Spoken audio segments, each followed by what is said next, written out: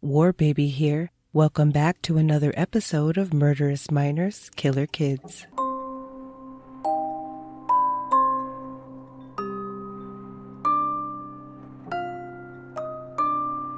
Just so you know, this show is about scary stuff.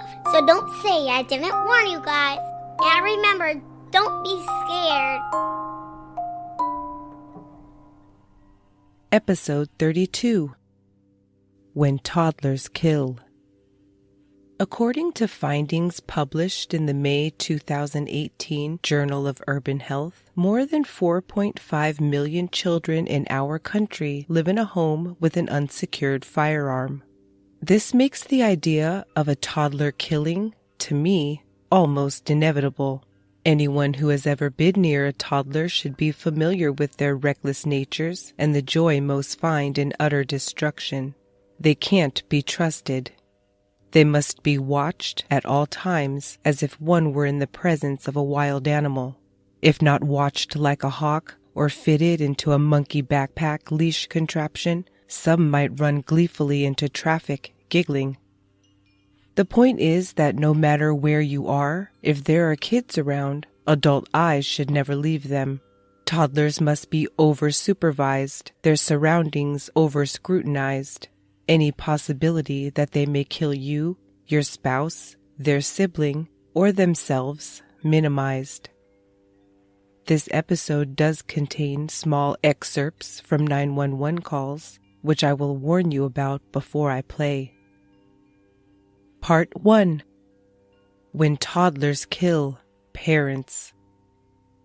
Let's start this bloody journey back in 2011, when 2-year-old Troy Bailey and his mother were being visited at their apartment in Miramar, Florida, by the boy's father, Julia's boyfriend.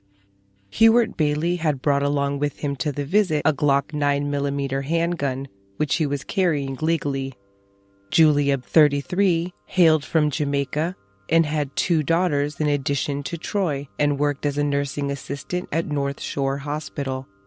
She was Hubert's girlfriend, although he was married to a woman who did not know Julia and Troy existed. Hubert described to police that he removed the Glock from his waistband, racked it, ejected the clip, and placed the gun behind cushions before Julia came to sit on his lap on the couch. Police concluded he unintentionally loaded it as opposed to ejecting the bullet from the chamber. Little Troy was toddling around in the kitchen when his dad got up to return a pair of nail clippers to the bathroom. He reported to police that he heard Julia Bennett say to Troy, "Boy, put the gun down." Panicked, Hubert described running in and grabbing to get the gun from the boy's clutches so forcefully that he knocked the boy off his feet. The toddler fired, striking his mother in the upper left of her back. Julia's last words were, "I got shot." It was about 7 p.m. that he made an emotional 911 call. Police were already on a different call at the Ashler Apartments when dispatched, so they arrived on the scene within moments. Julia Bennett lay dead on her living room floor, and Hubert Bailey begged police to save her. Neighbors reported seeing the toddler being checked for gunshot residue outside the apartment. It took 3 years to investigate and determine the shooting was accidental, a finding made public in June 2014. Police said they analyzed the 911 call made by Hubert, as well as the statements he made to police when they arrived. And with the officers' rapid response to the scene, investigators felt this eliminated any possibility that it could have been staged to look like an accident. Though Troy was briefly removed from his custody, he currently does live with his father, Hubert. Less than 6 months after Julia Bennett's shooting death was ruled accidental, just 3 days before Thanksgiving 2014, tragedy of a similar nature struck a Tulsa, Oklahoma family. 26-year-old Army Reserve Specialist Christa Engles lived on the east side of Tulsa with her husband Brian, a truck driver, her mother, 3-year-old son, and 10-month-old daughter. Around 4:30 p.m. on November 24, 2014, Christa's mother returned home to find her grandkids covered in blood and her daughter lying on the living room floor, clinging to life. Her placement implied that she had been changing her daughter's diaper. An empty holster lay on a low table nearby, a 9mm semi-automatic handgun on the couch. While being taken away to be interviewed, the toddler just repeated, "Mommy shot," over and over again.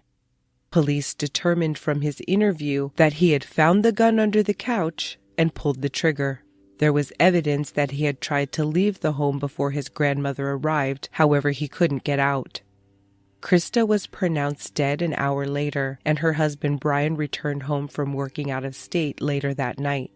Although he did not give a statement, he did allow media outlets to print his Facebook tributes to his wife, including, "It's a new day. It will be my first without you. I have so much on my mind, but it doesn't matter. I know you loved me. I worship the ground you walked on. I'm the luckiest man alive to have been able to love you. Since the day I met you, you've been the best part of me. I love you, precious angel.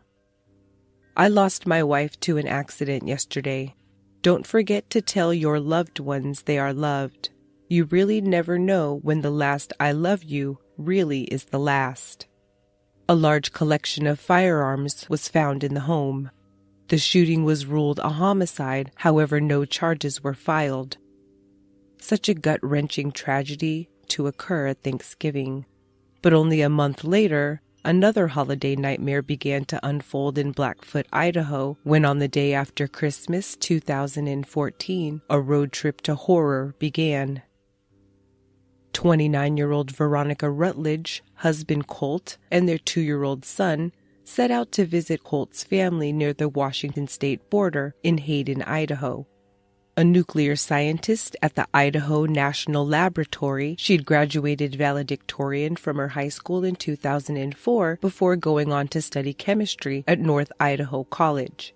Her specialty was finding ways of reducing the toxicity of nuclear waste. She was a respected and published scientist. Not only was she an academic and an intellectual, but she was also an outdoor enthusiast. Along with her husband Colt, Ronnie enjoyed hunting and shooting at the gun range. Like many residents of rural areas, the Rutledges carried firearms for protection too, as some places are far removed from first responders. The couple were pronounced Second Amendment advocates. She lived by the motto, "It's all good." By all accounts, the couple were a pair of dedicated and responsible firearms owners and parents. They had permits and kept up with their practice. In fact, Colt had just gifted Ronnie with a purse from Gun-Totin' Mamas, designed with a hidden, zippered compartment made especially for concealing a handgun separately and securely from the other contents of your purse. Then the little family left for their trip. 4 days later, on the day before New Year's Eve 2014, Ronnie Rutledge took her 2-year-old son and 3 nieces to the Walmart in Hayden, Idaho, near her in-laws, to spend gift cards they had received for Christmas. Around 10:20 a.m., the store manager heard a gunshot ring out from the electronics department. Running over, they removed a handgun from the grip of Ronnie Rutledge's 2-year-old and observed his mother dead on the floor. She had been shot 1 time in the head after her toddler reached inside her new purse and unzipped the gun compartment. According to the security camera footage, it only took the unsupervised boy sitting in the cart alone a moment to get his finger on the trigger and kill his mother in the electronics department of an Idaho Walmart. Walmart's company policy differs to state and local laws regarding concealed carry in public. Idaho law allowed concealed weapons to be carried most everywhere in public, excluding K-12 campuses, courthouses, and juvenile detention centers. One of Ronnie's college professors from North Idaho College set up a college fund for Ronnie and Colt's son, so he may grow up with the opportunity to appreciate his mother's love of science and education and perhaps share her passion for learning. Ronnie Rutledge's shooting was deemed accidental. Just over a year later, 26-year-old Patrice Price was living a full, busy life in Milwaukee, Wisconsin. Mother to 3, she loved shopping, looking great, and dancing, and originally hailed from Chicago. In April 2016, Patrice was working at a group home while raising her kids and caring for a sister who had been paralyzed in a shooting a few months before. On April 15, 2016, Patrice Price reported her car stolen, and in it the car seats for her 1- and 2-year-old sons. Consequently, she borrowed her boyfriend's car to run errands in 5 days later on April 20, 2016. Around 10:30 a.m., Patrice traveled down Interstate 75 in Milwaukee with her 1-year-old son and mother Mae Watson up front with her, and her 2-year-old buckled into a seatbelt in the back seat. Suddenly, her boyfriend's gun belt with a .40 caliber handgun slid onto the floor of the back seat from under the driver's seat. According to police, the 2-year-old had recently learned how to unbuckle himself, and he'd retrieved the gun, firing 1 shot into his mother's back as she drove. Patrice's boyfriend was an armed security guard who had left his tactical vest and gun belt in his vehicle, which she then borrowed. Police did determine, after interviewing those involved, that the adults knew that the gun was in the car, but it's unclear if anyone realized it was loaded. Immediately, Patrice knew she was in danger. She said, "Mama, don't let me die," before she slumped over the steering wheel. Her mother was able to get her foot on the brake and steer the car off the interstate before other motorists pulled over to assist in getting the car to the shoulder. Immediate aid was rendered at the scene. However, Patrice Price was pronounced dead. No charges were filed in this case. Eternally heartbreaking stories of parents killed at the hands of their innocent babies. A lifetime of regret and questions for these families and the child shooter. I can't fathom the endless despair these incidents cause. Murderous Minors Killer Kids is brought to you by StoryWorth. Everyone has a family member who always tells the best stories. Not only does StoryWorth preserve these narratives so future generations can enjoy them, but it also brings families together every week as they get to know each other better.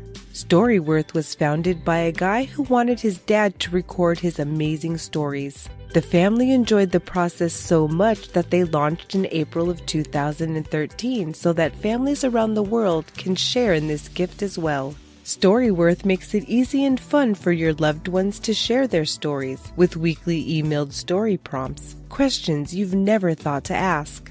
At the end of the year, they'll get their stories bound in a beautiful hardcover book. Strengthen your family bonds and get to know your loved one in a whole new way. Purchase a subscription for someone you love, and each week, StoryWorth sends them an email with the question about their life. They simply reply to this email with their story.